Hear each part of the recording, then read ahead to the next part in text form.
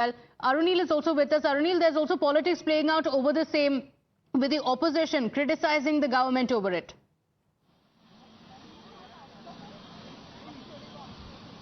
Well, with respect to the investigation point of view, Pratibha, the probe has been handed over to the CID. The official defense from the Maharashtra government is that it was Akshay Shinde, the accused in this case, the horrific rape case from Badlapur. He first fired bullets at the police on duty. Yes, it happened during custody, and in retaliation, only to save themselves, to save their lives, the police had to fire at the accused, that is Akshay Shinde. The political temperatures clearly soaring around 2 months ahead of the Maharashtra elections. First, it was the opposition which was questioning the Maharashtra government, saying that how did you let this happen? The accused was handcuffed, and also a serious allegation has been leveled by senior leaders from the Maha Vikas Aghadi, saying that the concerned school belonged to a senior BJP leader from Badlapur itself, and they basically are alleging that this shootout of the accused is an attempt to cover up or to destroy evidences in the entire matter. Whereas from the government side, that is the Mahayuti side, BJP, Shinde Sena as well as Ajit Pawar. Ajit Pawar ironically has been very silent on this entire issue, but CM Shinde Sena and BJP, both of them are saying that it was the Maha Vikas Aghadi, the opposition in this case, which was vociferously demanding capital punishment for the accused Akshay Shinde, and now when he has been shot dead, why they are exactly crying foul over it. Okay. These kind of, there are several leaders from CM Shinde's Shiv Sena as well. They've been openly calling it as encounter. They are hailing the cops who have done this.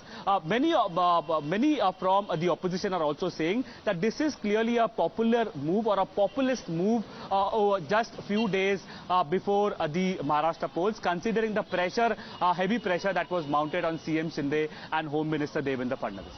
Okay, all right. Shrishti and Arunil, thank you for joining us with those details.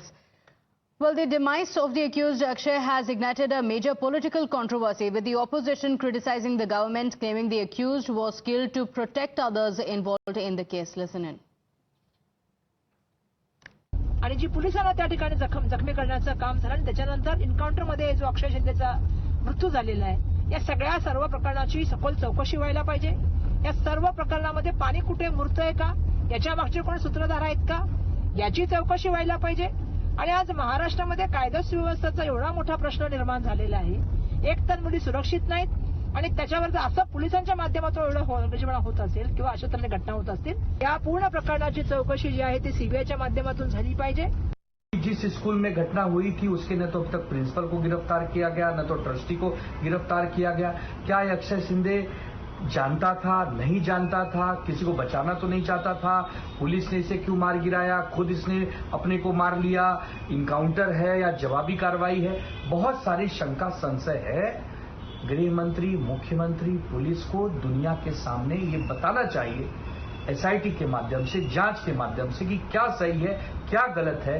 अगर fast track court चलाकर उसको फांसी दी गई होती तो जनता का ज्यादा विश्वास सरकार जीत पाती. जिस दिन ये सब चीज हुई उसके बाद 3 दिन के बाद पुलिस गुना रजिस्टर करती है कि किसी आरोपी का नाम सामने आता है. तभी तक सीसीटीवी कैमरा गायब हो जाते हैं. जो संचालक है उनको मालूमात होते हुए भी वो पुलिस स्टेशन नहीं गए, क्या ये गुनाह नहीं है. अब इसको गाड़ी से कहीं लेके जा रहे थे और गाड़ी में ही इसकी हत्या की गई, और ये कहा जा रहा है कि सेल्फ डिफेंस के लिए पुलिस ने हत्या की. जिसके हाथ में बेड़िया है वो किसी आदमी का रिवॉल्वर कैसा छीन सकता है और कैसे फायर कर सकता है. पुलिस ने खुद को शक के दायरे में खड़ा कर दिया. बदलापुर की घटना जो सामने आ रही है, इसके मुख्य आरोपी जो शिंदे नाम के थे, उसने खुदकुशी या पुलिस के काउंटर में वो मारे गए, इस तरह की न्यूज आ रही है. और इसके स्कूल के जो संचालक मंडल था, जो आरएसएस और बीजेपी से संबंधित है, उनको बचाने के लिए इस तरह की घटना की गई. क्या ये यहाँ पर प्रश्न लोगों के सामने खड़ा हुआ है. कोई भी आरोपी इसमें ना बचे, उनके ऊपर कड़क कार्रवाई हो, ये मांग कांग्रेस पार्टी करती है. ऑलरेडी ये प्रकरण माननीय सुप्रीम कोर्ट, माननीय हाईकोर्ट ने सुमोटो अपनी तरफ लिया है। और मुझे ये सब इंक्वायरी में भी माननीय उच्च न्यायालय ने ध्यान देंगी, ऐसा मुझे हम लोग को विश्वास है। अक्षय शिंदे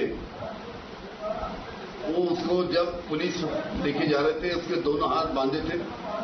ऐसी हालत में किस प्रकार से पुलिस की रिवॉल्वर छीन के वो खुद के ऊपर गोली दाग सकता है, आत्महत्या कर सकता है, इसके ऊपर यकीन करना मुश्किल है। जिस प्रकार से अक्षय शिंदे का एनकाउंटर किया गया उस पर से ये बात की शंका आ रही है कि भारतीय जनता पार्टी की स्कूल होने के कारण और ये बात आगे बढ़ना नहीं चाहिए, उसके लिए इसको हमेशा के लिए अक्षय शिंदे को हटा दो करके ये एनकाउंटर हुआ क्या, ये पूरी घटना की रिटायर्ड हाईकोर्ट जज के द्वारा चौकसी होना चाहिए।